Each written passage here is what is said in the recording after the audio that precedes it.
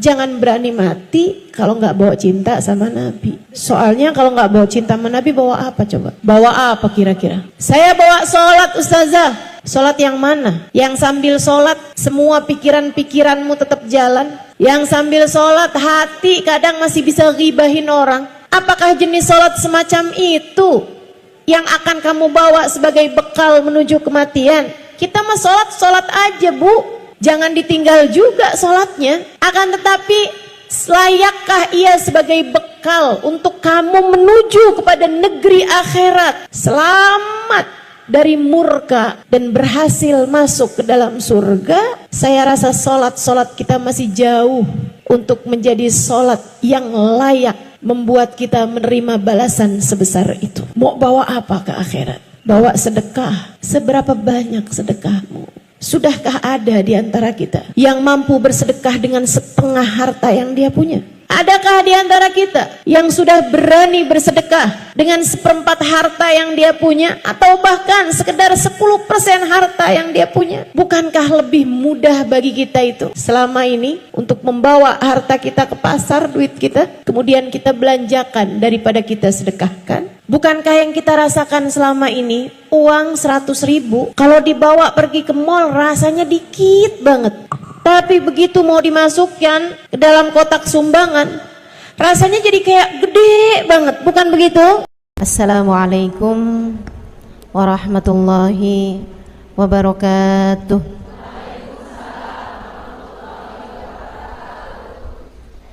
Alhamdulillah, wassalatu wassalamu ala rasulillah Muhammad ibn Abdillah wa ala alihi wa sahbihi wa man wala.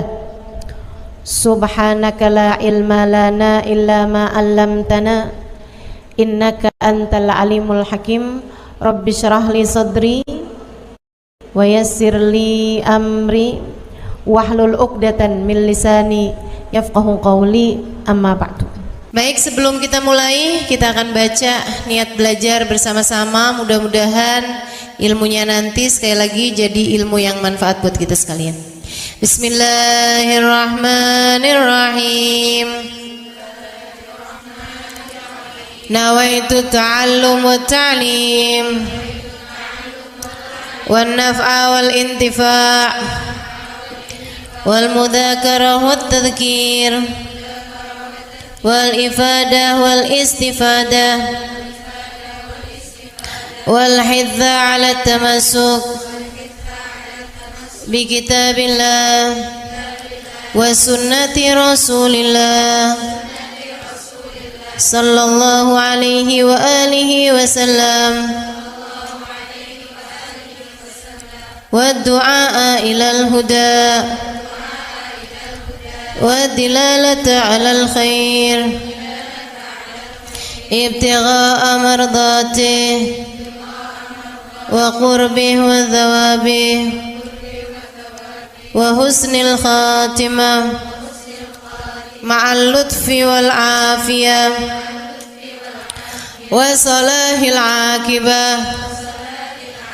برحمتك يا أرحم الراحمين. La hadratin Nabi Muhammad sallallahu alaihi wasallam wa alihi washabihi azwaji wa dzurriyyati wa ahli baiti wasallim wa jamil anbiya wal mursalin wal ulul ajma'in. Anna Allah yaghfiruhum wa yarhamuhum wa ya'li darajatihim fil jannah wa yanfa'una barakatihim wa asrarihim wa anwarihim wa ulumihim wa nafaatihim fid din wa dunya wal akhirah. Al-Fatihah, baca bersama-sama. A'udzu billahi minasy syaithanir rajim. Bismillahirrahmanirrahim.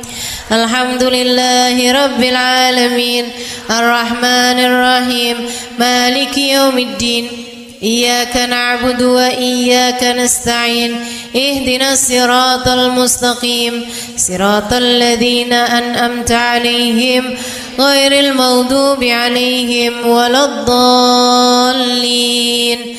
Amin. Taqabbalallahu minna wa minkum, taqabbal ya karim.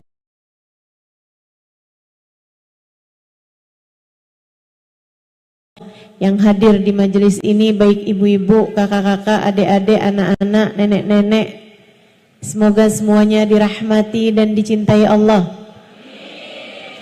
Semoga semuanya disayangi dan disyafaati Rasulullah Baginda Muhammad sallallahu alaihi wa ala alihi wa sahbihi wasallam. Sehingga mudah-mudahan di hari akhirat nanti Allah perkenankan kita ada dalam rombongan Nabi besar Muhammad,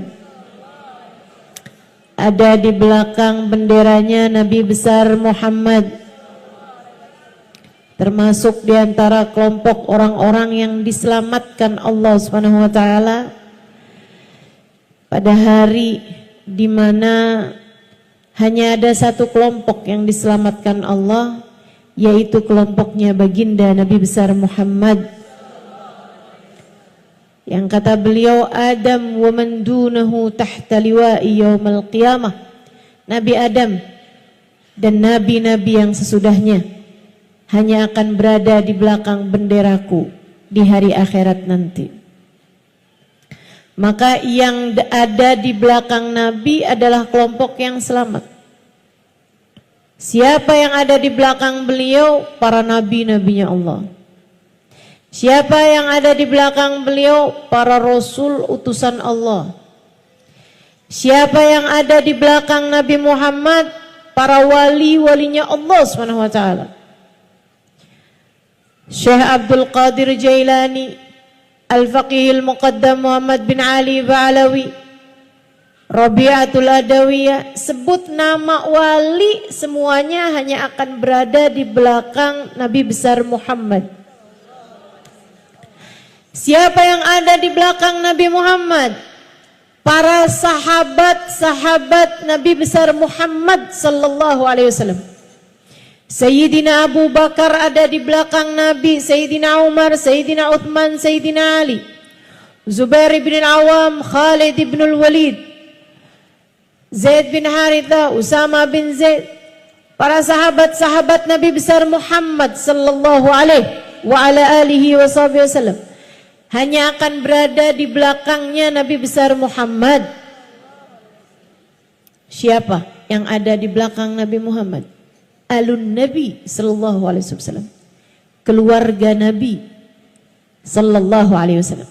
Sayyidah Fatimah, Sayyidah Zainab, istri Nabi Muhammad, Sayyidah Khadijah, Sayyidah Aisyah, Sayyidah Sofia, Sayyidah Hafsah, Sayyidah Salamah, semuanya akan ada di belakang Nabi Muhammad. Cucu-cucu Nabi Muhammad, Sayyidina Hasan, Sayyidina Husain, Sayyidina Ali Zainal Abidin, Sayyidina Muhammad Al-Baqir, Sayyidina Musa Al-Kadhim, Sayyidina Al-Muhajir Allah Ahmad bin Isa, para habaib-habaib yang mulia, semuanya akan berada di belakangnya bendera Nabi besar Muhammad.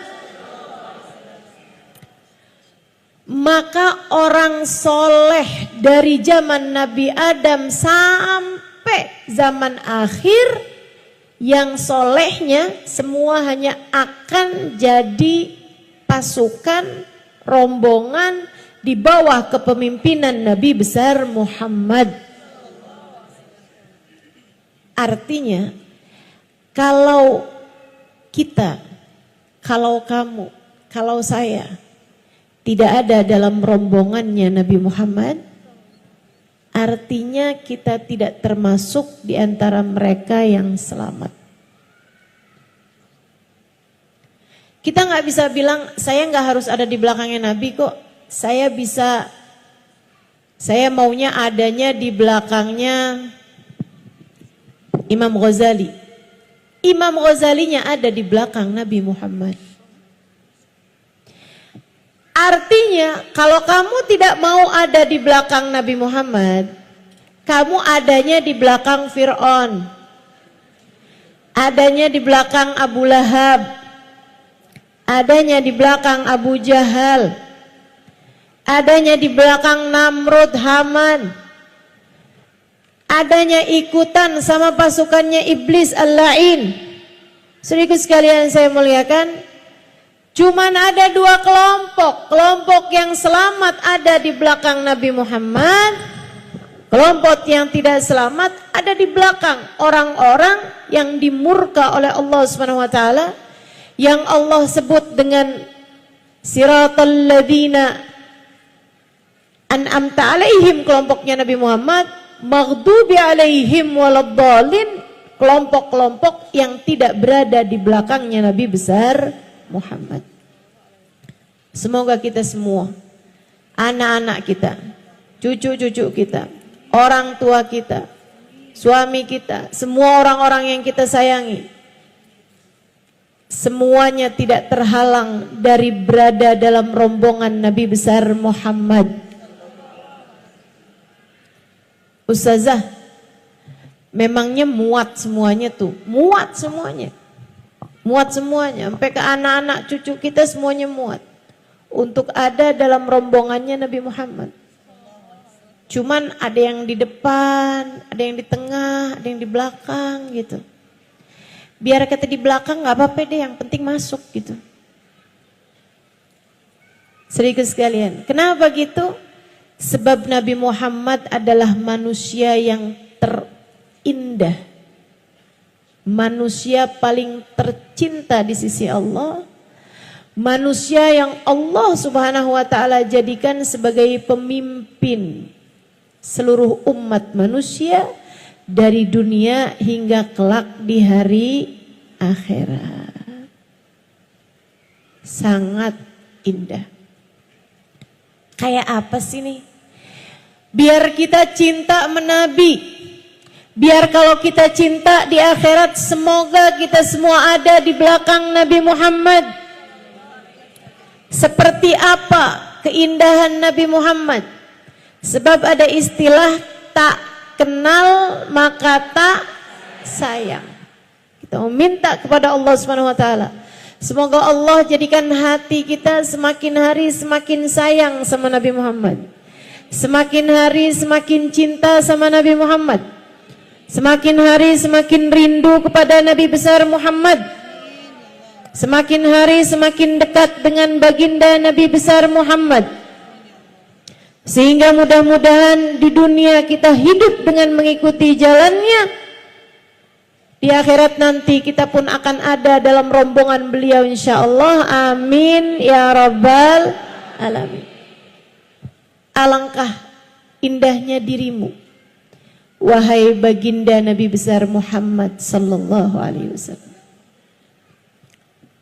Pengen kenal, pengen tahu nabinya. Yuk,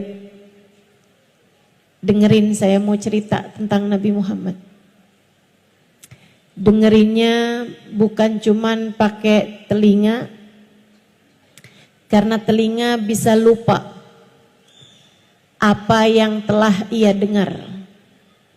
Akan tetapi saya memintamu untuk mendengarkan dengan telinga hatimu, untuk mendengarkan dengan hatimu agar apa yang kamu dengar dengan hati tidak mudah keluar lagi. Telinga bisa lupa apa yang dia dengar, tapi hati tak pernah lupa siapa yang dia cinta.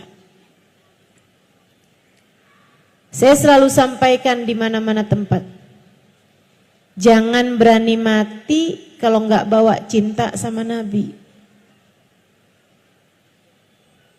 Menurut saya begitu. Saya nggak akan berani mati kalau nggak bawa cinta sama Nabi. Dan saya berharap juga semua teman-teman seperti itu. Jangan berani mati kalau nggak bawa cinta sama Nabi. Soalnya kalau nggak bawa cinta sama Nabi, bawa apa coba? Coba. Bawa apa kira-kira? Saya bawa sholat ustazah. Sholat yang mana? Yang sambil sholat semua pikiran-pikiranmu tetap jalan. Yang sambil sholat hati kadang masih bisa ghibahin orang. Yang sambil sholat hati kadang-kadang bisa suudzon sama orang. Yang sambil sholat pikiran kemana-mana. Apakah jenis sholat semacam itu yang akan kamu bawa sebagai bekal menuju kematian? Kita mah sholat aja bu. Kita mah sholat aja dek. Jangan ditinggal juga sholatnya. Akan tetapi layakkah ia sebagai bekal untuk kamu menuju kepada negeri akhirat, selamat dari murka dan berhasil masuk ke dalam surga? Saya rasa solat kita masih jauh untuk menjadi solat yang layak membuat kita menerima balasan sebesar itu. Mau bawa apa ke akhirat? Bawa sedekah. Seberapa banyak sedekahmu? Sudahkah ada di antara kita yang mampu bersedekah dengan setengah harta yang dia punya? Adakah di antara kita yang sudah berani bersedekah dengan 1/4 harta yang dia punya, atau bahkan sekedar 10% harta yang dia punya? Bukankah lebih mudah bagi kita itu selama ini untuk membawa harta kita ke pasar, duit kita, kemudian kita belanjakan daripada kita sedekahkan?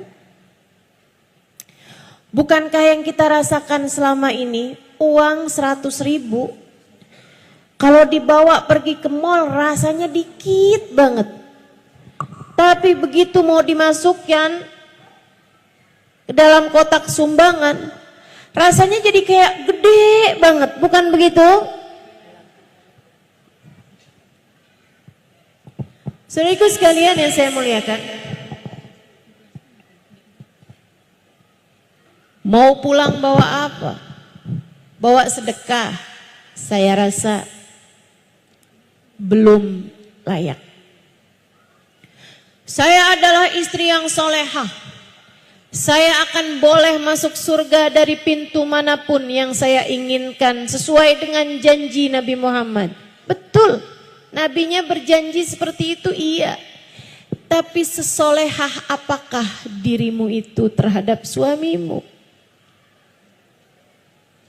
Pernah nggak suami manggil, kamu masih sibuk pegang handphone?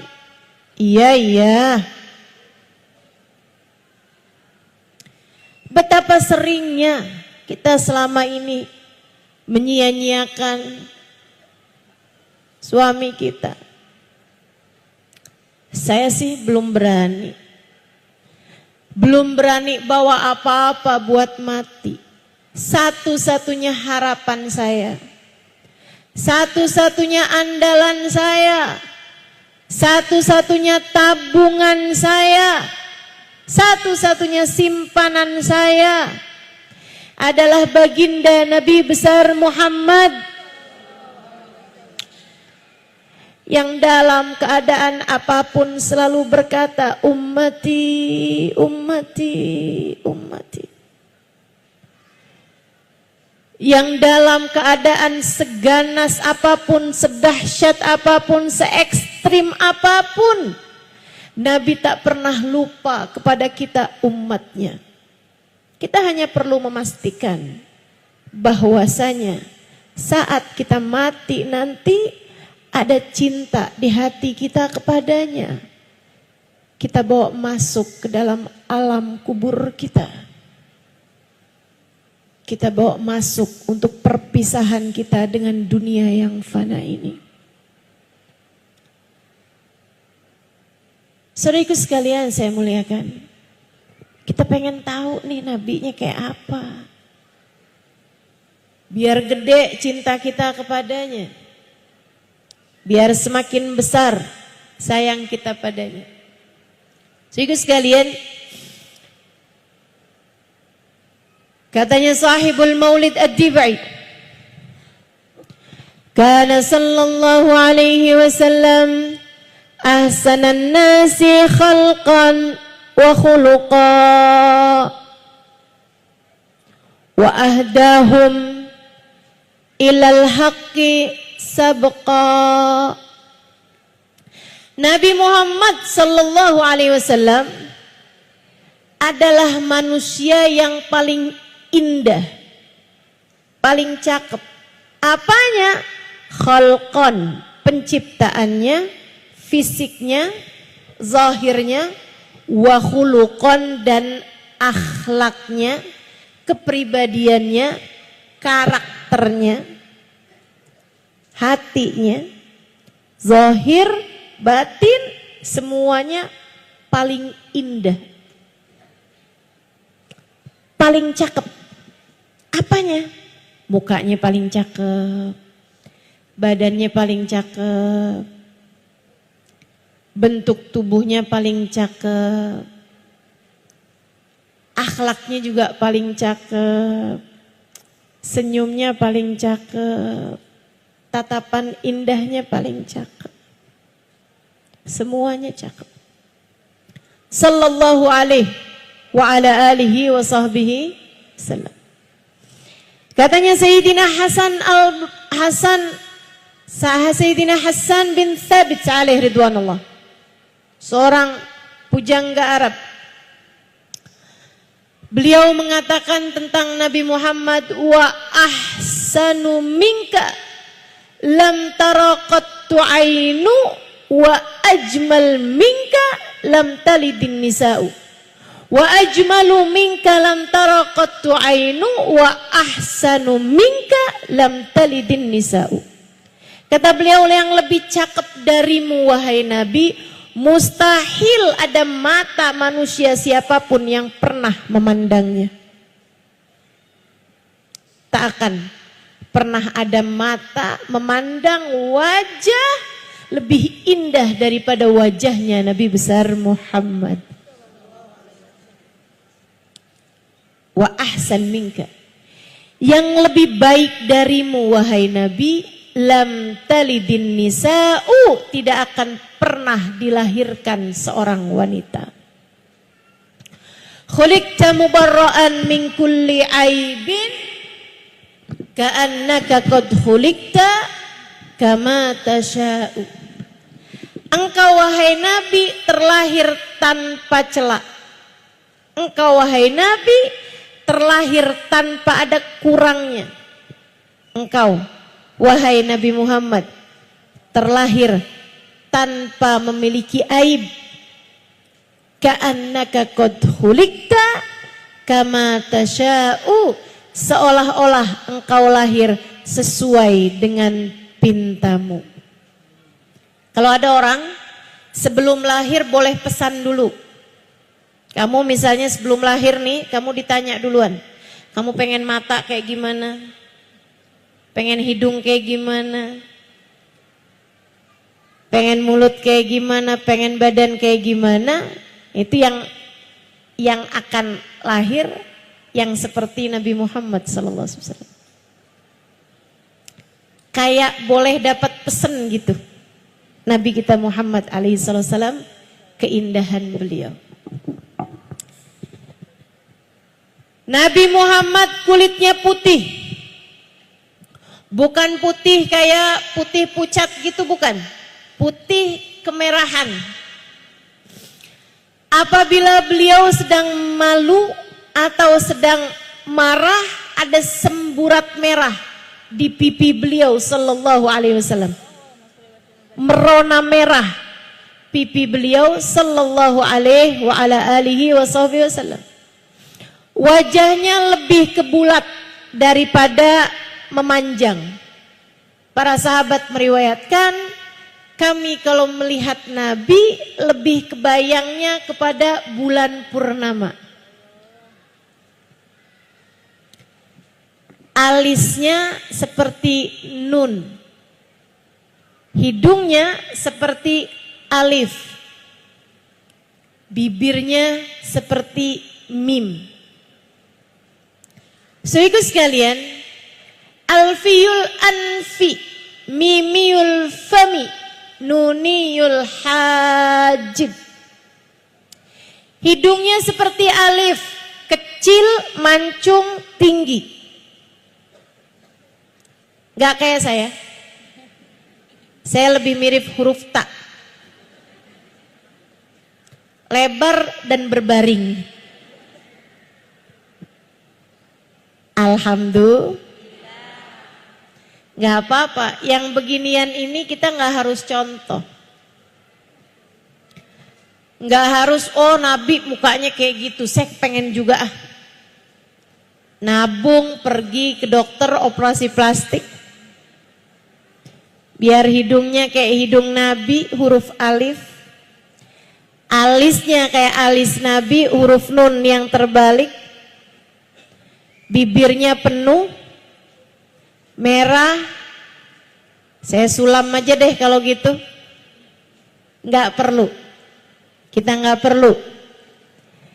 perlu mencontoh wajah Nabi besar Muhammad sallallahu alaihi wa ala alihi wasallam. Yang kita perlu adalah mencontoh akhlak beliau sallallahu alaihi wasallam. Yang perlu kita contoh adalah cara Nabi Muhammad mempergunakan matanya, mempergunakan hidungnya, mempergunakan telinganya, itu yang perlu kita contoh.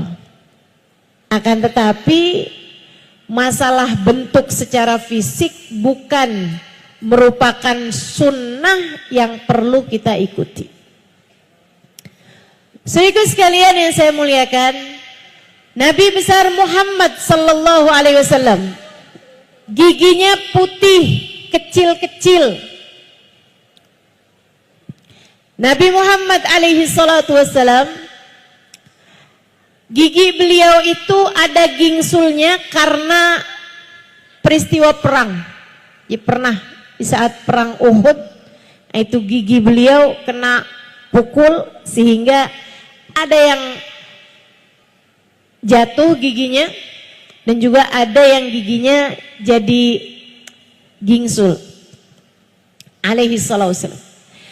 Nabi kita Muhammad sallallahu alaihi wa alihi wasallam, bulu matanya lentik. Rambut beliau ikal, tidak lurus, tidak juga keriting. Sampai dengan beliau wafat di usia 63 tahun, hanya ada beberapa lembar rambut putih di rambut beliau, sisanya semuanya hitam. Nabi Muhammad matanya jernih, hitam-hitamnya sangat hitam, putih-putihnya sangat putih. Mata beliau sampai dengan tuanya tidak ada urat-urat di matanya, tetap bening seperti bayi baru dilahirkan.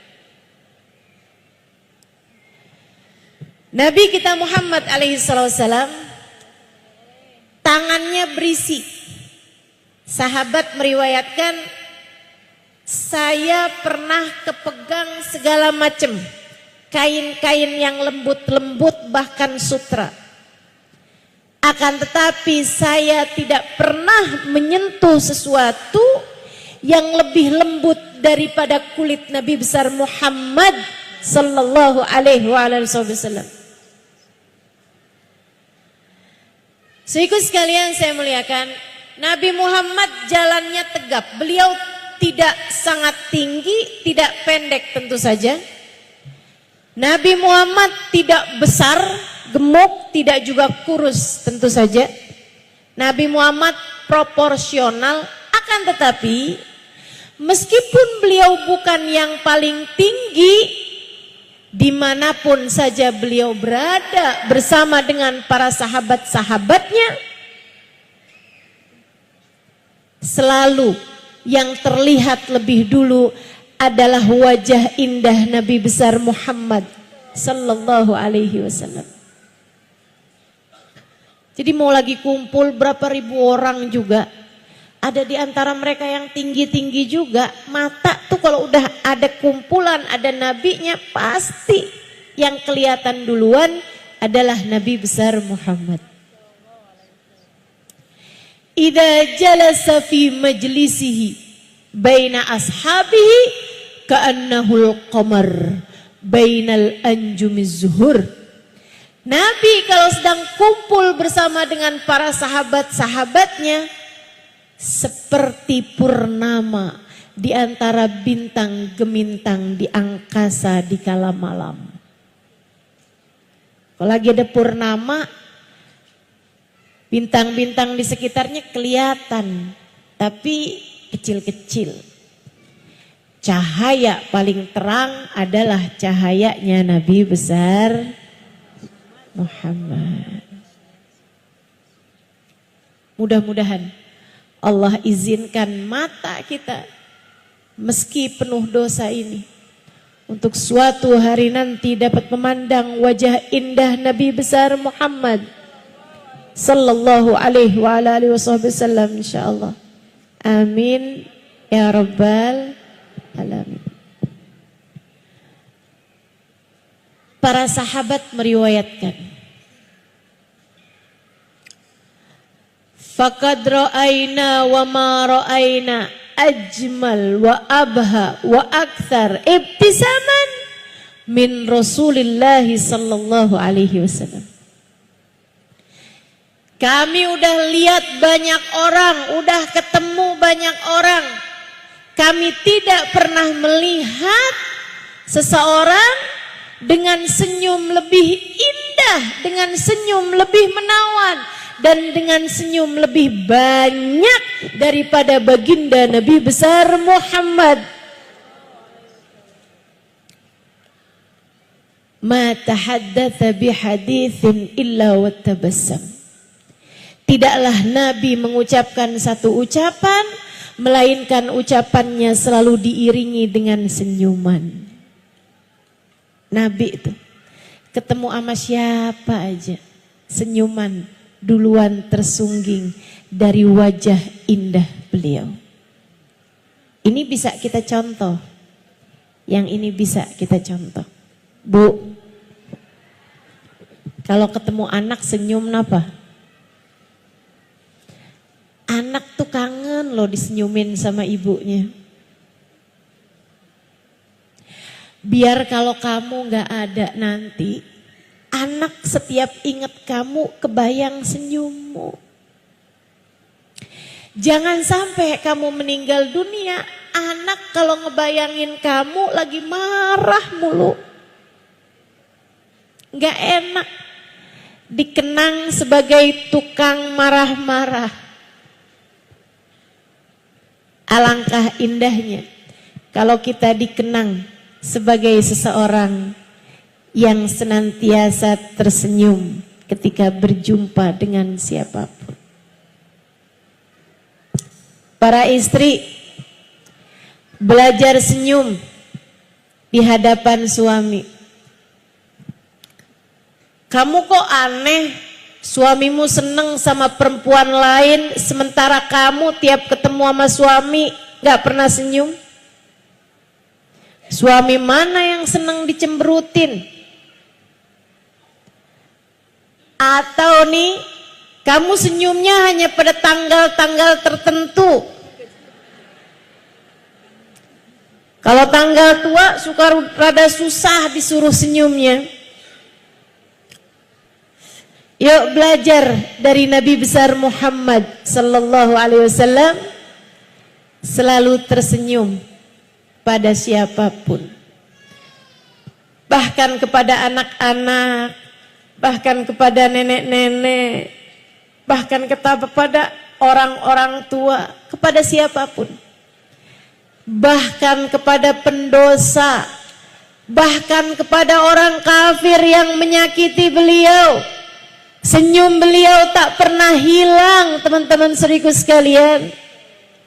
Semoga Allah mampukan kepada kita untuk melaksanakan adab dan akhlak mulia ini insya Allah. Amin ya rabbal alamin. Saudariku sekalian yang saya muliakan, ini Nabi Muhammad alaihi salatu wassalam bersama dengan keindahan fisik beliau juga Allah subhanahu wa ta'ala karuniakan keindahan yang tidak diberikan Allah kepada selain beliau alaihi salatu wassalam. Kalau ditanya ustazah, tunggu nih ustazah, Nabi Muhammad kata ustazah cakep, gak ada yang lebih cakep dari Nabi. Iya, Nabi Yusuf gimana ustazah?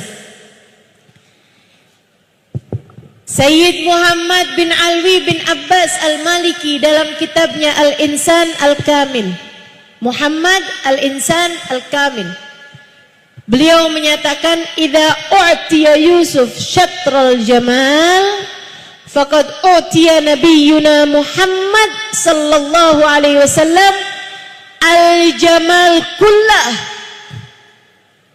Jika dikatakan bahwa Nabi Yusuf telah diberi separuh ketampanan, ketahuilah bahwa Nabi Muhammad adalah seseorang dengan ketampanan seutuhnya. Nabi Yusuf setengah, Nabi Muhammad full.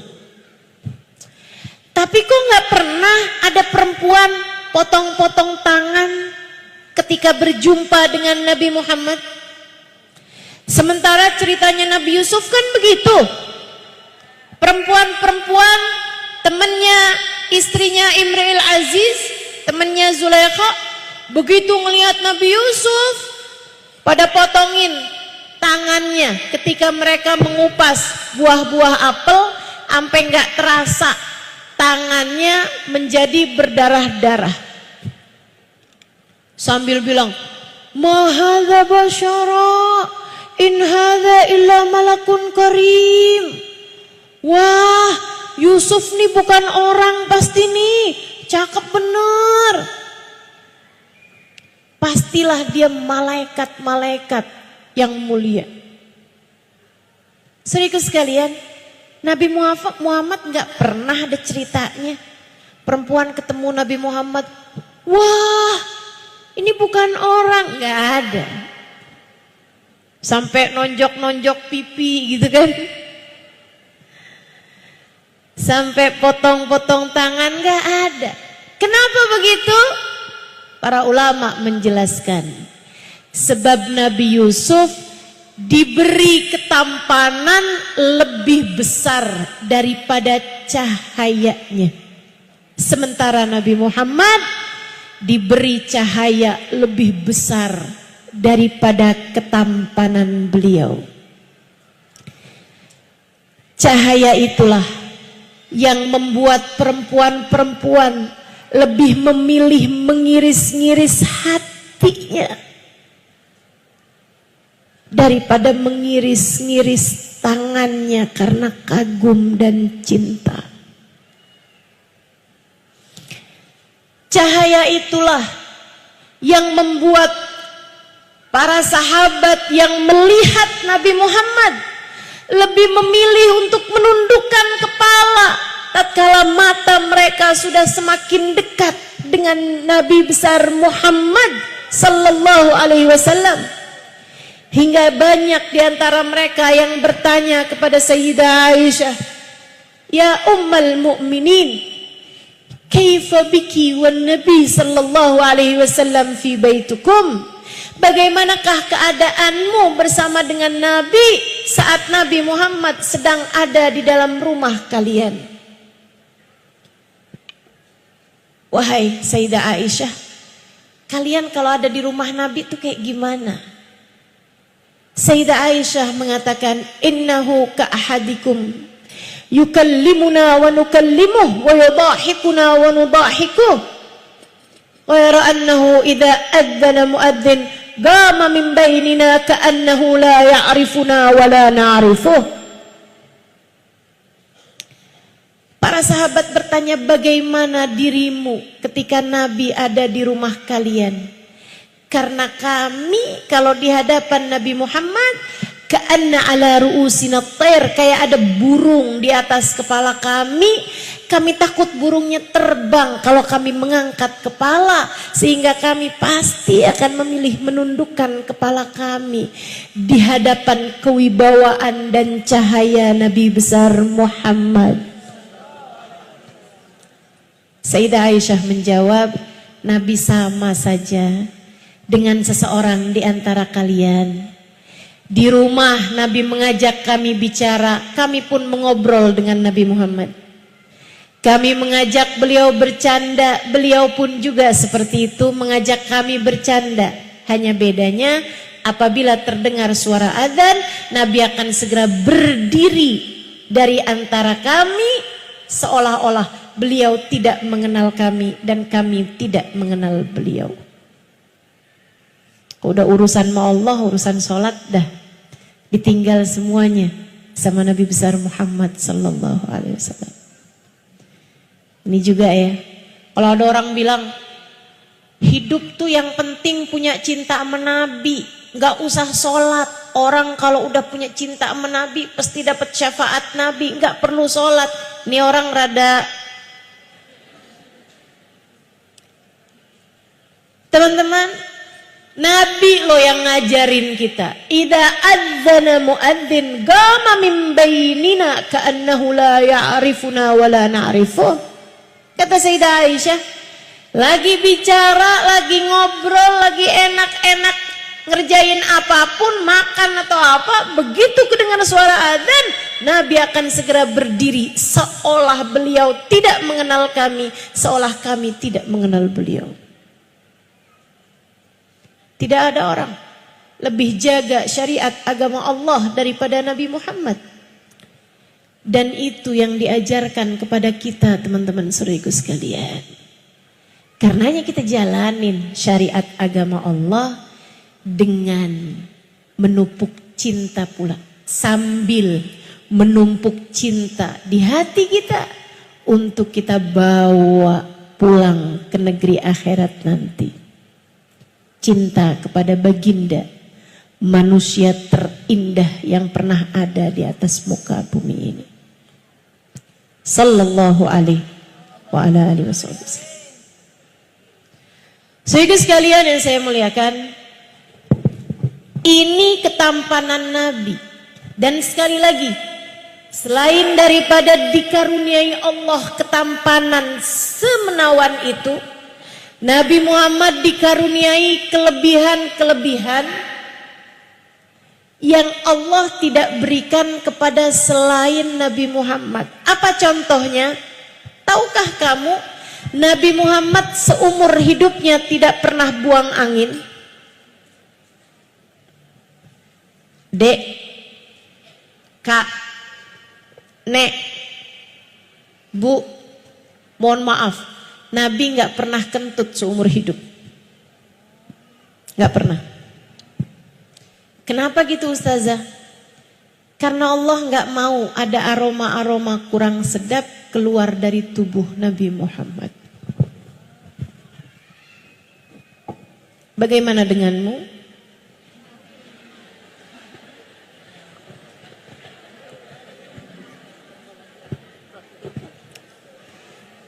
Jangan sok-sokan menganggap diri cakep. Begitu kentut yang di samping-samping pergi semua. Udahlah, kita mah terima aja Bu. Segini-gininya ini yang Allah kasih buat kita. Kalau mau keren tuh Nabi Muhammad alaihi salam. Masya Allah. Kok ya Allah tuh ya bikin Nabi sesempurna itu gitu. Mata abaqattu taha mutlaqan abada. Bukan hanya nggak pernah buang angin, Nabi Muhammad juga nggak pernah sendawa. Nabi nggak pernah bersendawa. Habis makan? Itu kan kalau bersendawa tuh kalau habis makan pete aromanya. Kalau habis makan ikan asin, baunya luar biasa. Nabi Muhammad tidak pernah bersendawa. Teman-teman sekalian, Nabi Muhammad bersin iya. Makanya orang tuh kalau lagi bersin disunahkan untuk mengucapkan Alhamdulillah. Nabi juga tidak pernah menguap, mata sa'ab, nggak pernah nguap. Seumur hidup nggak pernah nguap. Karenanya nguap itu adalah sesuatu hal yang kurang baik. Kamu kalau terpaksa nguap, tutupin mulutnya. Kalau bisa tahanin nguapnya, mulutnya jangan terbuka. Biasanya kalau kita tahanin hidungnya yang jadi mengembang. Cobain. Cobain. Sunnahnya begitu tuh. Kalau nggak bisa ditahanin, mulutnya harus terbuka juga, tutup dengan punggung telapak tangan kiri. Punggung telapak tangan kirinya sendiri, jangan pinjem tangan orang.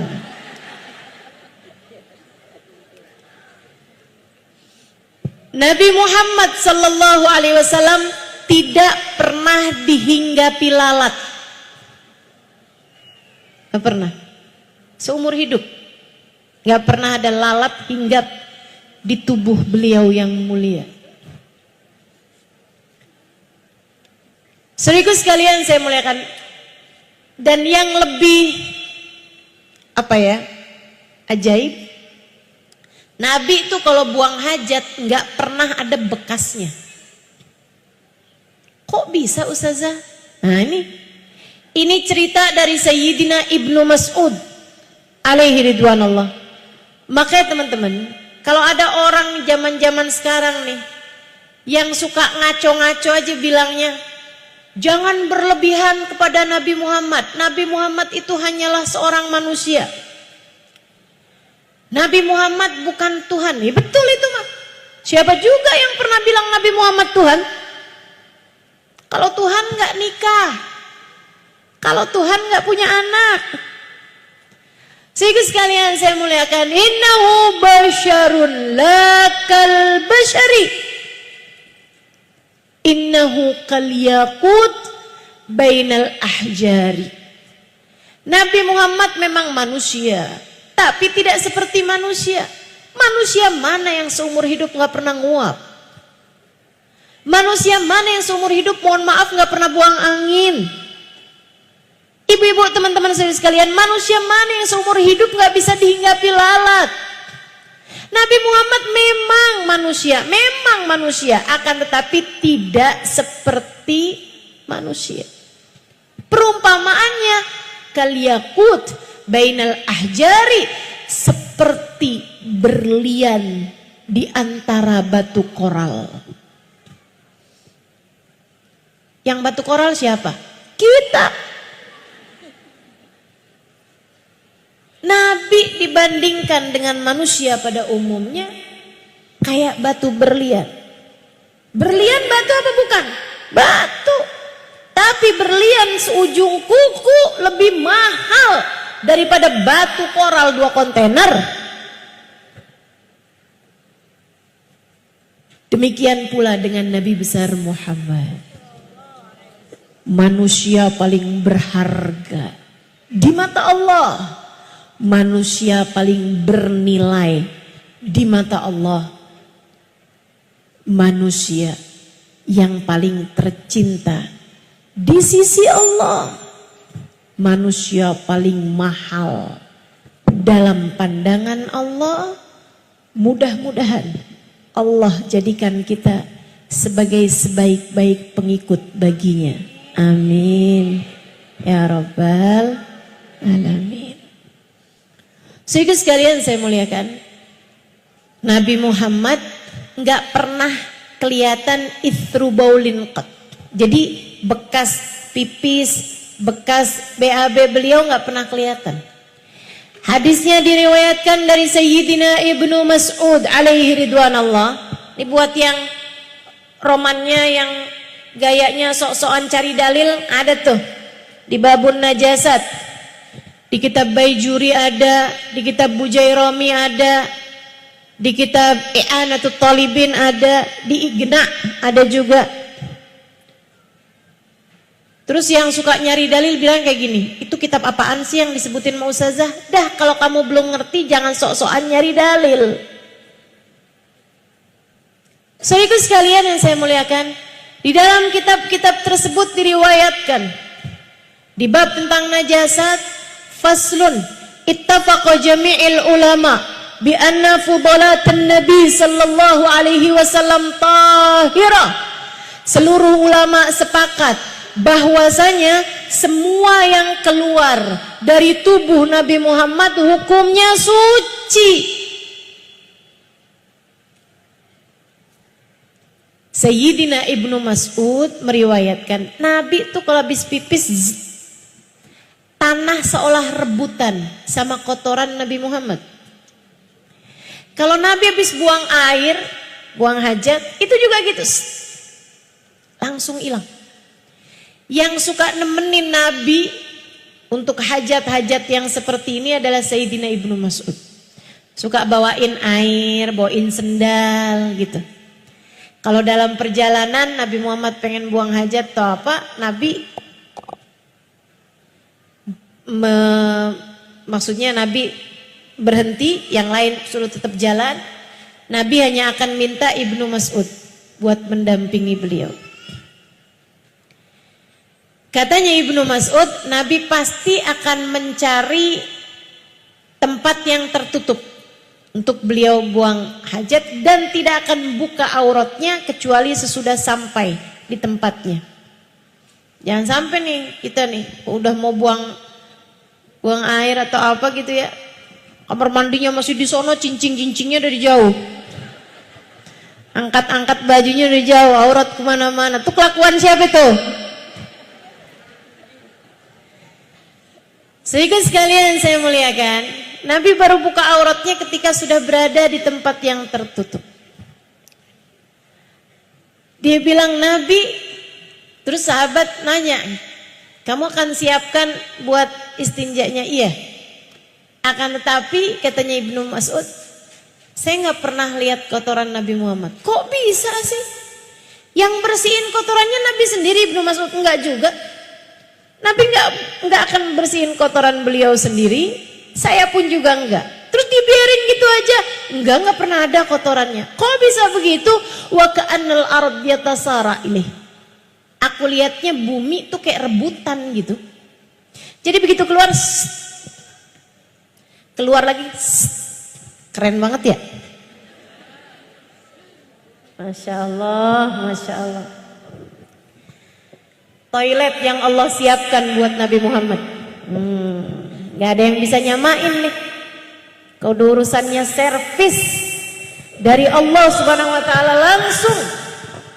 Gak akan ada siapapun yang mampu menandinginya. Saudariku sekalian yang saya muliakan,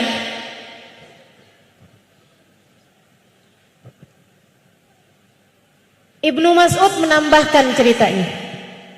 Kata beliau, pernah satu waktu Nabi Muhammad lagi buang hajat, semuanya lagi mau buang hajat, ingin buang hajat, nggak ada penutup, nggak ada ruangan yang tertutup, nggak ada apa-apa yang bisa pakai buat nutupin badan beliau. Hanya dari kejauhan kelihatan beberapa pohon kurma. Nabi kemudian memanggil pohon tersebut untuk nutupin Nabi Muhammad. Maka berdatanganlah satu pohon diiringi pohon-pohon yang lain, berjalan menuju Nabi besar Muhammad sallallahu alaihi wasallam. Mereka kemudian sujud kepada Nabi. Nabi merintahkan mereka untuk menutupi badan beliau yang mulia karena beliau akan buang hajat. Mereka pun melaksanakannya.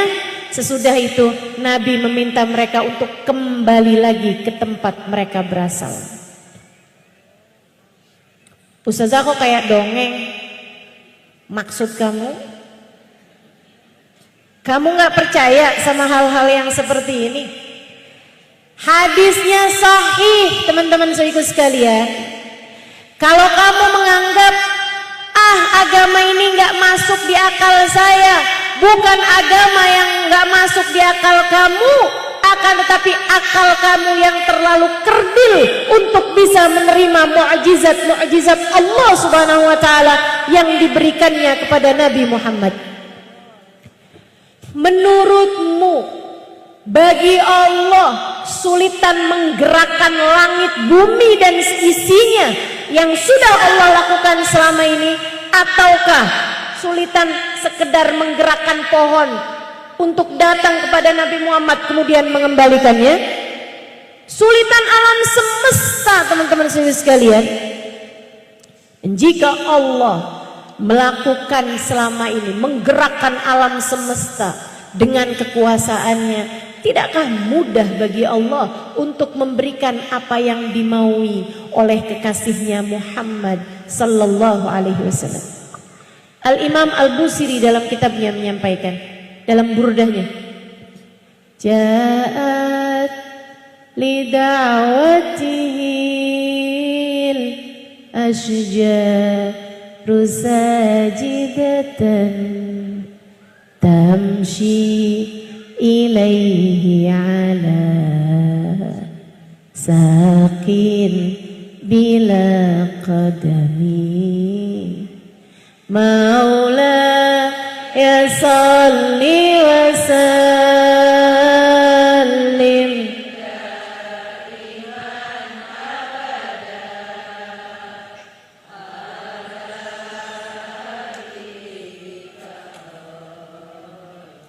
bil khalqi kulli. Kata beliau, ja'at li da'watihil asjar. Karena beliau memanggil, maka pohon-pohon tersebut datang. Tamshi ilaih, mereka berjalan menuju Nabi Muhammad. Ala sakin bila qadami, mereka jalan dengan kaki-kaki, akan tetapi tidak memiliki mata kaki, nggak punya kaki, nggak ada jari-jarinya tuh, nggak ada kakinya. Mereka berjalan dengan paha-paha ya, dengan betis-betis, akan tetapi tidak ada jari-jarinya, yang ada akar-akarnya nih, pohon. Sallallahu alaihi wa ala alihi wasallam. Teman-teman saya sekalian, bahkan tentang kencing, darah, nanah atau apapun yang keluar dari tubuh Nabi Muhammad, seperti yang tadi telah saya sampaikan, seluruh ulama sepakat dengan kesuciannya. Ini saya sampaikan sebagai pengetahuan bagimu yang mudah-mudahan menambahkan keimanan dan kecintaanmu kepada Nabi Muhammad. Saya pikir-pikir ya, nggak ada orang yang bahkan diceritain kencingnya aja bikin hati jadi lega gitu, bikin hati jadi lapang selain Nabi besar Muhammad sallallahu alaihi wasallam.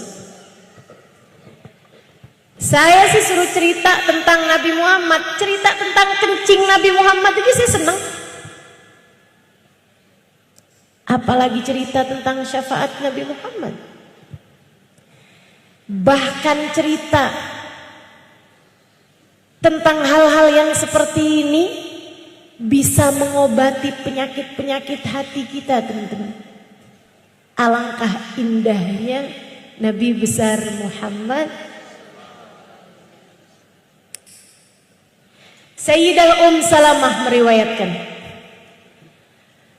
kata beliau, Nabi lagi menginap di rumah saya, salah satu istri Nabi Muhammad alaihissalam. Malam hari itu rupanya Nabi bangun di waktu malam, kemudian Nabi pengen pipis. Sebagaimana kita tahu, di rumah Nabi itu tidak ada kamar mandi zaman itu ya, 1400 tahun silam. Nabi pun pipis kayak di mangkok gitu, di tempat beliau letakkan pipisnya itu, teman-teman. Maksud saya itu nggak pernah kelihatan bekasnya. Kalau beliau kencingnya di tanah atau di bawah itu nggak akan pernah kelihatan bekasnya gitu, kencing ataupun buang hajat beliau gitu ya, atau kotoran beliau. Akan tetapi kali itu Nabi Muhammad karena ada di dalam rumah, beliau letakkan kencingnya tersebut itu di dalam tempat kayak semacam mangkok kecil gitu. Beliau letakkan di bawah tempat tidur, dekat tempat tidur. Sesudah itu Nabi Muhammad istinja Nabi Muhammad, sholat dan lain sebagainya. Saudaraku sekalian saya muliakan, jelang-jelang subuh Nabi itu terkadang baringan lagi, kayak tidur sebentaran gitu, 5 menit 10 menit. Saat itu Sayyidah Salamah bangun, sepertiga malam terakhir, dia berasa haus sekali. Cari-cari air nggak ketemu, ada apa itu dekat tempat tidur? Oh, air, alhamdulillah. Bismillahirrahmanirrahim, glek diminum. Tidak sengaja, tanpa tahu bahwa itu adalah pipis, adalah urin, adalah air kencing Nabi besar Muhammad sallallahu alaihi wasallam. Pagi hari Nabi Muhammad bilang sama Salamah, "Ya Salamah, irmi bauli tahta sarir." Wahai Salamah, coba tolong buangkan kencing saya itu di bawah tempat tidur. Ahwa bauluka ya Rasulullah. Itu memangnya kencingmu ya wahai Rasul? Bala ya Salamah. Iya benar Salamah. Semalam saya kencing kemudian saya taruh aja di situ. Faqad syaribtu ya Rasulullah. Saya telah meminumnya semalam wahai Rasul. Kenapa begitu? Saya bangun malam-malam berasa haus, jadi saya minum aja gitu Rasul. Saya nggak tahu kalau itu adalah kencingmu. Nabi senyum kemudian mengatakan, "Idzan la yuji'uka batnuka ya Salamah." Kalau begitu kamu tidak akan pernah sakit perut lagi sesudah ini wahai Salamah. Salamah mengatakan, yang ini? Salamah mengatakan, sejak hari itu sampai dengan sekarang, beliau ketika mengatakan itu sudah di usia lanjut teman-teman, saya tidak pernah lagi mengeluhkan tentang sakit saya karena saya berhenti sakit perut sejak hari itu. Masya Allah. Obat mujarab ya, tapi khusus pipisnya Nabi Muhammad SAW. Jangan coba-coba praktekkan dengan pipis siapapun, karena ini khususiyah, kehususan yang Allah Subhanahu wa taala berikan kepada baginda kita Nabi besar Muhammad. Tapi dari sini para ulama mengatakan bahwa memang pipisnya Nabi Muhammad dan semua yang keluar dari tubuh Nabi Muhammad hukumnya adalah suci. Hanya Nabi Muhammad saja titik doang, gak ada yang lainnya. Tidak untuk selain Nabi Muhammad siapapun orangnya, walaupun orangnya bisa terbang sampai ke bulan sekalipun, walaupun orangnya bisa terbelah-belah, di satu waktu ada di sini, ada di Mekah, ada di Madinah sekalipun, mau dia punya keramat seperti apapun, hebat seperti apapun, bisa menggandakan uang, bisa mengeluarkan berlian dari mulut, tetap aja pipisnya, kencingnya hukumnya najis. Yang suci cuma Nabi besar. Hadis lain diriwayatkan dari Sayyidina Ibnu Mas'ud alaihi ridwanullah. Kata beliau, "Dzat yaumin nadani Nabi sallallahu alaihi wasallam." Satu hari Nabi memanggil saya. Kemudian berkata, "Ya Ibnu Mas'ud, irmi dami." Wahai Ibnu Mas'ud, ghayyib dami fi mahal la yarahu fihi ahad. Tolong buangkan darah saya nih Ibnu Mas'ud. Beliau habis bekam. Ada darahnya tuh kan? Ibu-ibu tahu bekam? Yang suka dibawa anak-anak menuju sekolah, bekal itu bekal, bukan bekal. Bekam ya Bu, pengobatan itu ya Bu ya, dikeluarkan darahnya. Nabi habis bekam, darahnya ada di satu tempat, panggil Ibnu Mas'ud. Yang tadi saya ceritain, pelayan Nabi Muhammad, khadim Nabi Muhammad alaihissalam. Ibnu Mas'ud, tolong buangkan ini, ghayyibhu fi makan la yarahu fihi ahad. Tolong buangkan di tempat nggak ada siapapun bisa lihat darah saya, wahai Ibnu Mas'ud. Buangin di tempat yang nggak akan ada dilihat oleh siapapun. Lebih ya Rasulullah. Ibnu Mas'ud sambil jalan sambil mikir, di mana ya? Jalan terus sambil mikir, di mana ya? Aha,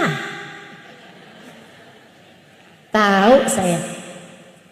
Beliau lihat-lihat kanan kiri nggak ada siapa-siapa, duduk di bawah sebatang pohon.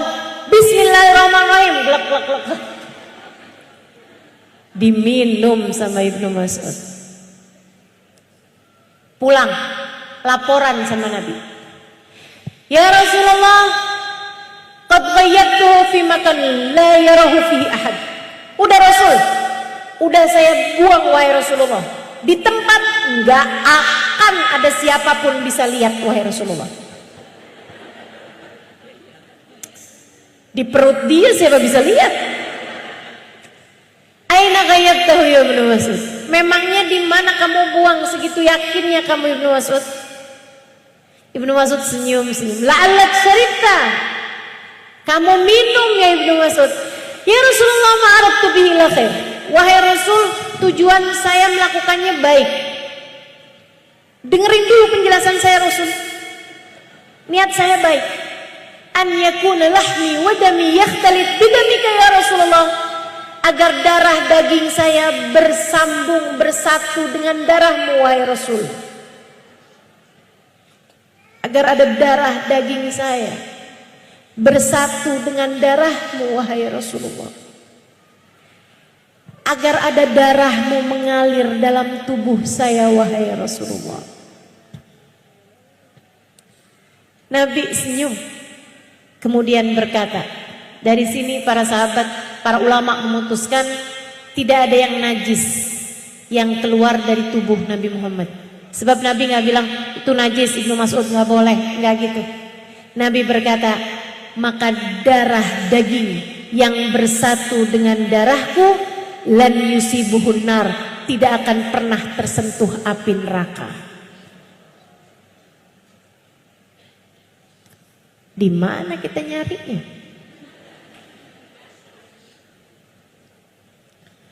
Saudaraku sekalian yang saya muliakan, keringat.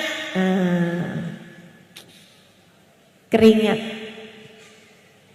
Para sahabat itu mengatakan, kami tidak pernah mencium wangi lebih wangi daripada baginda Nabi besar Muhammad sallallahu alaihi wasallam. Sayyidina Sulaim sebelum turun ayat hijab.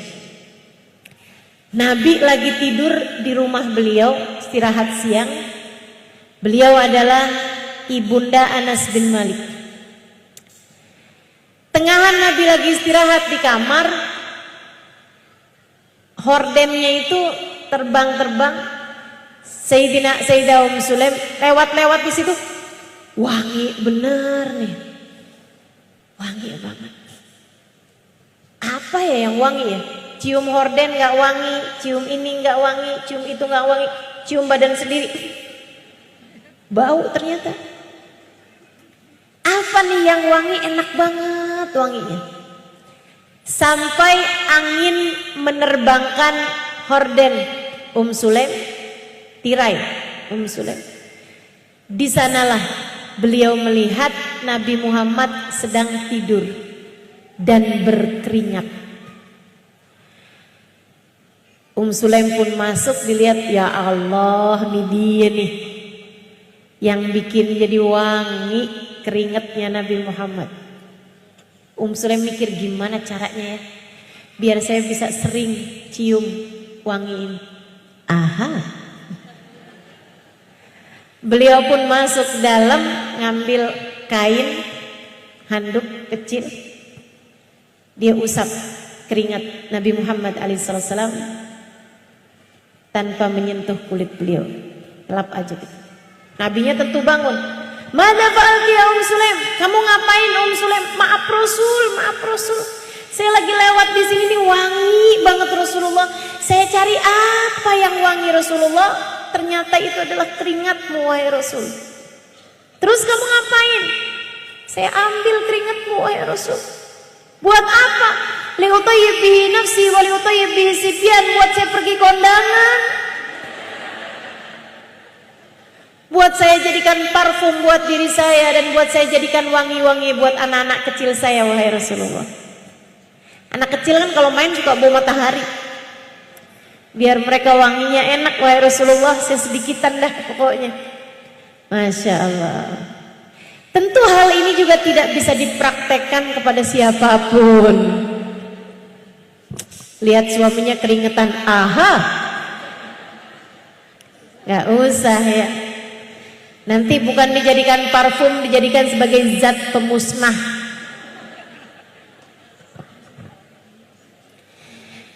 Teman-teman sekalian, baginda kita Nabi Muhammad, idza jalasa fi majlisin baqiya tibuhu fihi ayyaman wa in taghayyab. Apabila beliau duduk di satu majlis, wanginya keciuman berhari-hari, meskipun Nabi sudah tidak ada lagi di majlis tersebut. Idza marra bi tariqin urifa min tibihi annahu qad marra fihi. Apabila beliau jalan di sebuah jalanan, kecium dari baunya jalanan tersebut, ketahuan Nabi telah lewat di jalan tersebut. Jadi sahabat kalau ketinggalan pergi sama Nabi, nggak tahu Nabi lewat yang mana, ngendus saja baunya jalanan. Di sini diri Nabi Muhammad habis lewat. Masya Allah, sallallahu alaihi, wangi luar biasa.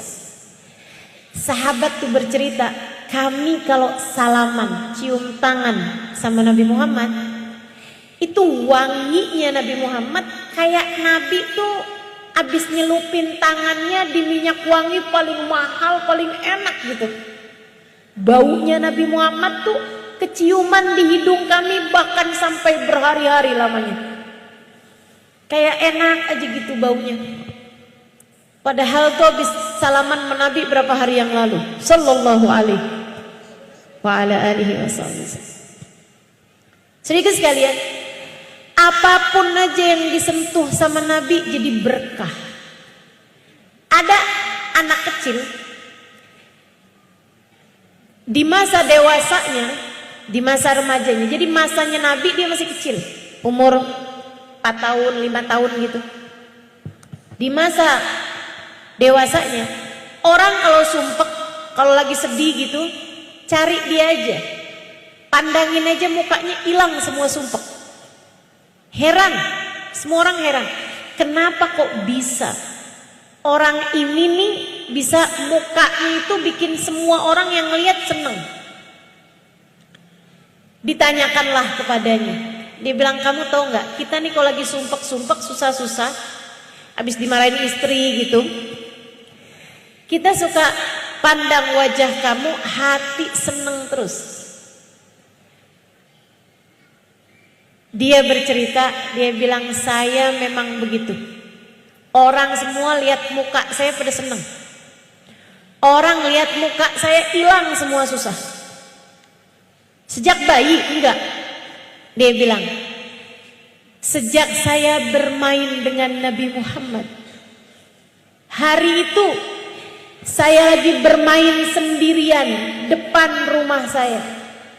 Saya mainan air, saya masukin ke mulut saya, kemudian saya semburkan. Anak 3 tahun, 4 tahun. Masukin air, sendirian, main sendiri. Dia bilang, idmarra alayya Rasulullah sallallahu alaihi wasallam. Ketika Nabi kemudian lewat di depan rumahku, ketika memandang aku bermain sendirian, Nabi pun menyempatkan diri untuk bermain bersama denganku. Sallallahu alaihi. Indahnya hati beliau, teman-teman. Siapa yang lebih sibuk daripada Nabi Muhammad? Gak ada. Akan tetapi meski sesibuk itu hidup beliau untuk mengajari umat, semua turut serta mendapatkan kasih sayangnya. Nabi pun memasukkan air ke dalam mulut beliau, kemudian menyemburkannya ke wajahku. Nabi masukin air ke mulutnya, kemudian Nabi gini, ke mulut, ke wajah anak tersebut. Sejak hari itu, siapapun memandang wajahku, hilang semua kesedihan dan kesumpekannya berkat air yang disemburkan Nabi Muhammad ke wajahku ini. Sallallahu alaihi wa ala alihi wa sahbihi. Baginda kita Nabi Muhammad alaihissalam. Indah zahir dan batinnya.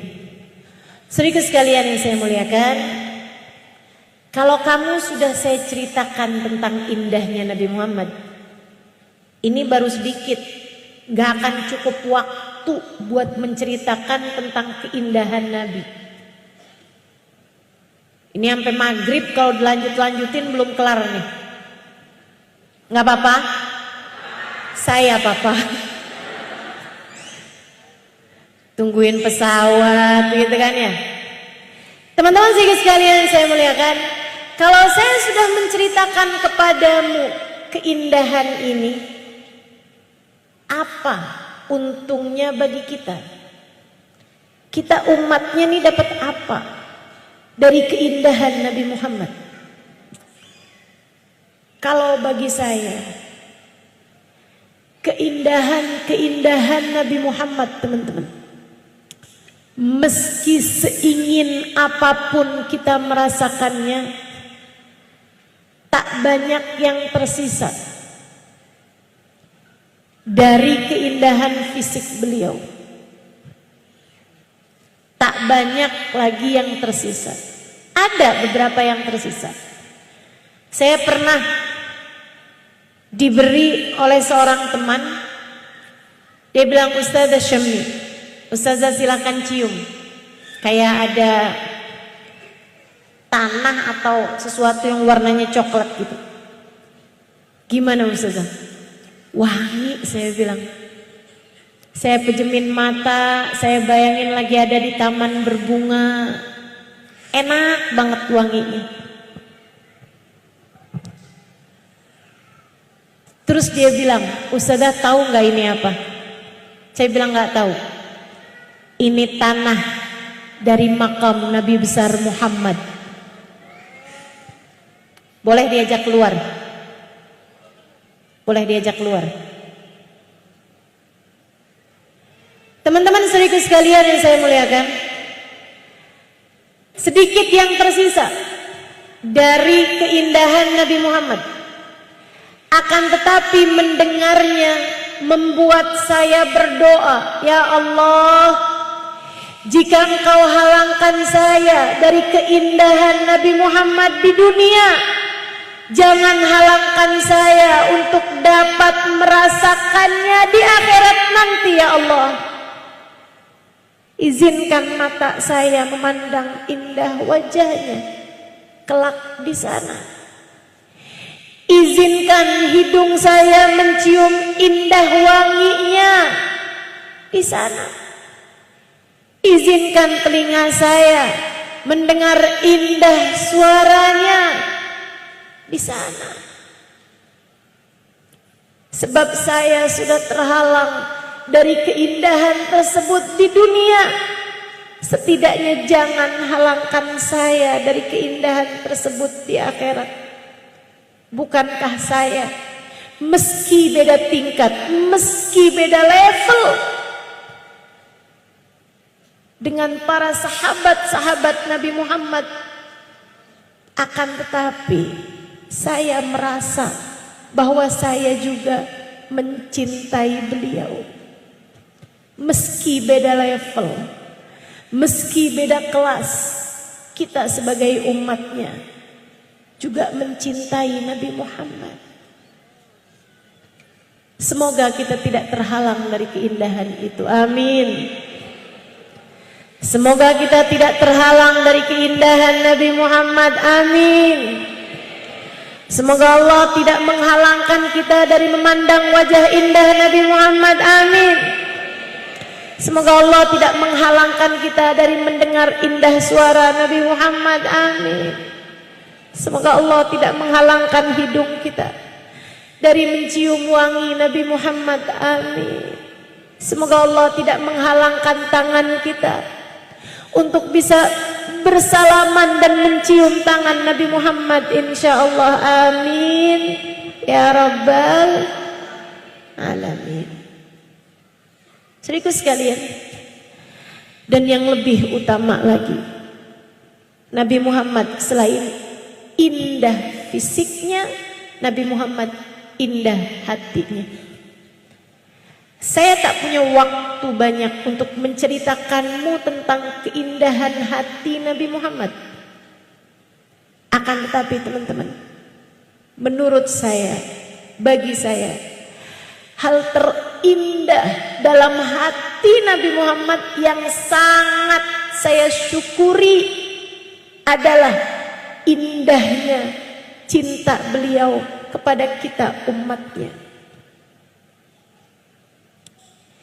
Nabi Muhammad itu besar sekali cintanya kepada kita umatnya. Kata Nabi Muhammad, "Walladzi ba'atsani bil haqqi nabiyya." Demi Allah yang telah mengutusku sebagai seorang nabi.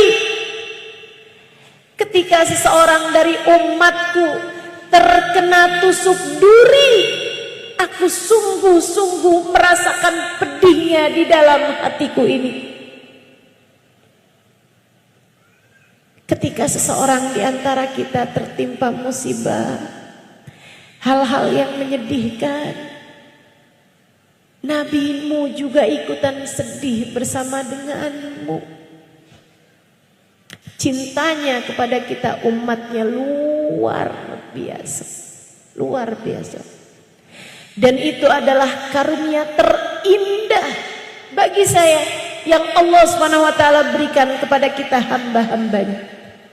Teman-teman saudaraku sekalian, masalahnya tinggal ada pada kita, ada padamu, ada padaku. Adakah kamu hendak memanfaatkan kasih sayang, cinta di hati Nabi Muhammad untukmu, ataukah kamu menyia-nyiakannya begitu saja? Jangan sampai menyesal.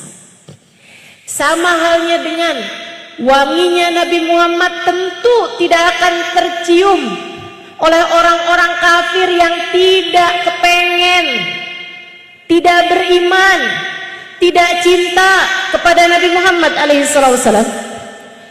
Tentu saja teman-teman saudara sekalian, indahnya Nabi Muhammad, indah wajahnya Nabi Muhammad tidak akan terlihat oleh seorang yang kafir yang bahkan tidak mau berjumpa dengan Nabi Muhammad sallallahu alaihi wasallam. Walaupun Nabi secakep itu, kalau orang yang nggak mau ketemu sama Nabi, bagaimana dia bisa lihat wajah Nabi Muhammad? Bukan begitu? Kalau dia tidak mau mencium wangi Nabi Muhammad, nggak mau dekat sama Nabi Muhammad, tidak bertemu dengan Nabi Muhammad, meskipun Nabi sewangi itu, hidungnya tentu tidak akan mencium wanginya Nabi Muhammad alaihissalam. Maka teman-teman saudara sekalian, sama halnya dengan kita di zaman sekarang ini.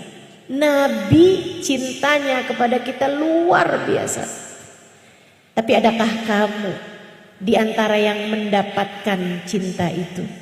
Adakah kamu di antara yang mendapatkan kasih sayang itu? Tergantung padamu. Adakah kamu mau mendekat kepada Nabi Muhammad? Adakah kamu mau mengenalkan dirimu kepada Nabi, mencintai Nabi, merindukan Nabi? Ataukah Nabi Muhammad serasa orang lain saja bagimu?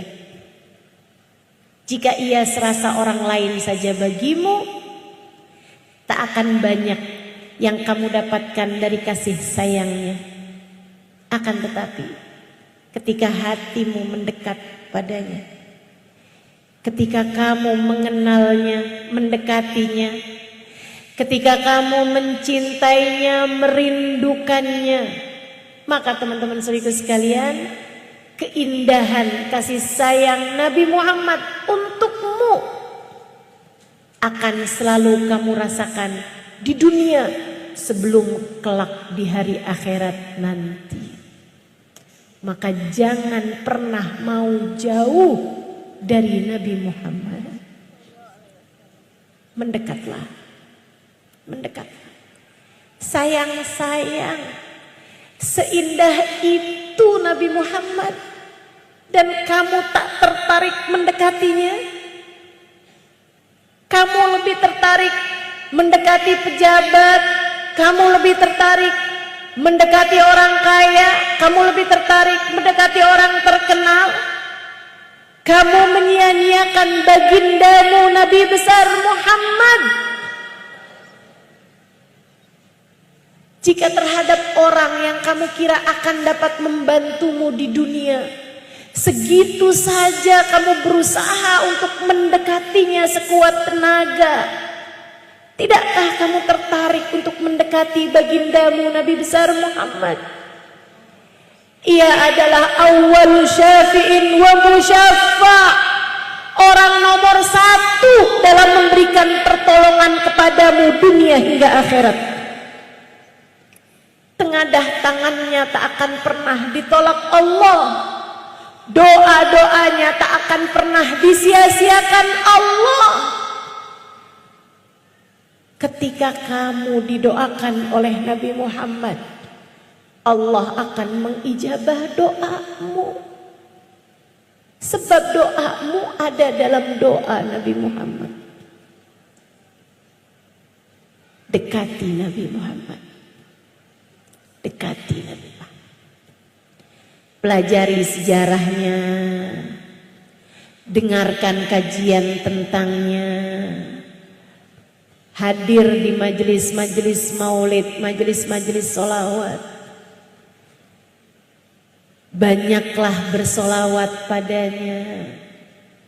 Awali pagimu dengan solawat. Ketika kamu bangun tidur, alhamdulillahilladzi ahyana ba'dama amatana wa ilaihi nusyur. Allahumma salli ala sayyidina Muhammad wa ala ali sayyidina Muhammad. Allahumma salli ala sayyidina Muhammad wa ala ali sayyidina Muhammad. 10 kali kamu baca sebelum tidur. Sesudah doa sebelum tidur kamu baca, akhiri dengan Allahumma salli ala sayyidina Muhammad wa ala ali sayyidina Muhammad 10 kali. Man shalla alayya 10 marrat hina asbah wa hina amsa wajabat lahu syafaati.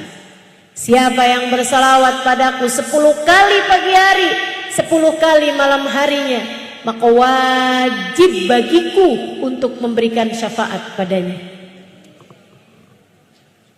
Saudaraku sekalian saya muliakan, dekati Nabi Muhammad SAW.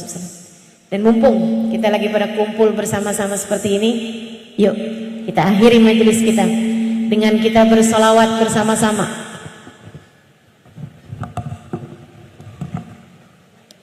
Kita bersolawat tibil kulub 8 kali.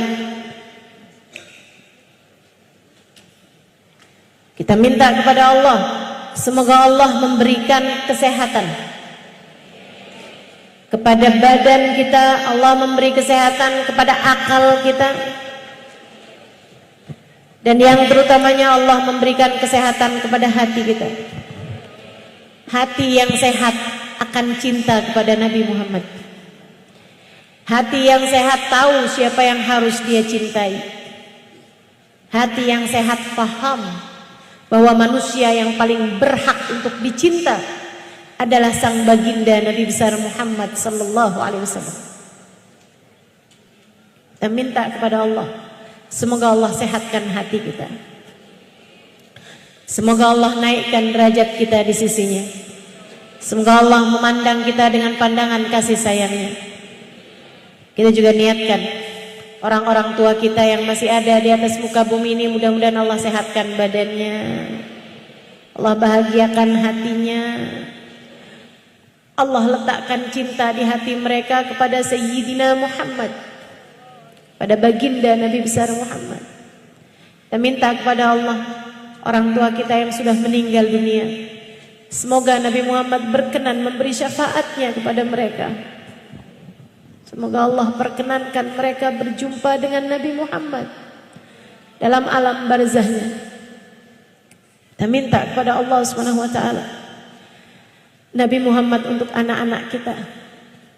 Semoga Allah berkenan menjadikan Nabi Muhammad pemberi syafaat bagi anak-anak kita. Semoga Allah berkenan menjadikan Nabi Muhammad memandang anak-anak kita dengan pandangan kasih sayangnya. Ala hadhihi niyyah bi kunniyatin salihah. Al-Fatihah.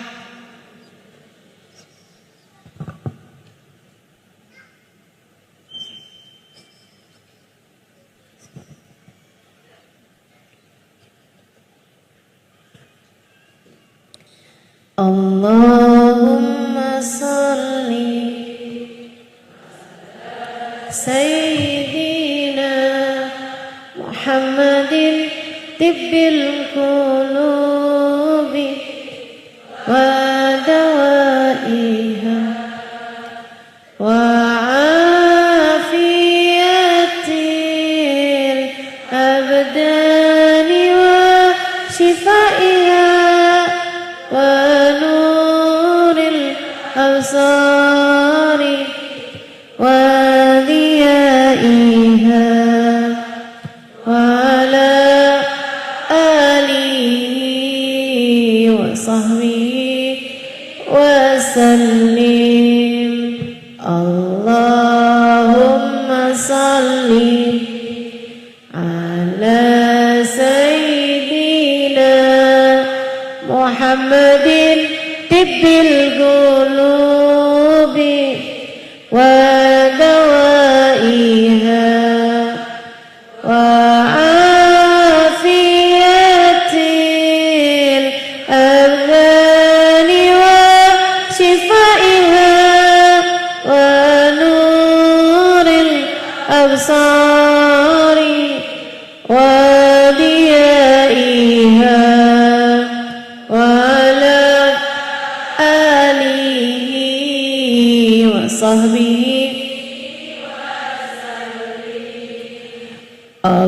Allahumma salli ala sayyidina Muhammadin tibbil qulubi wa dawaiha wa afiyatil abdani wa shifaiha wa nuril absar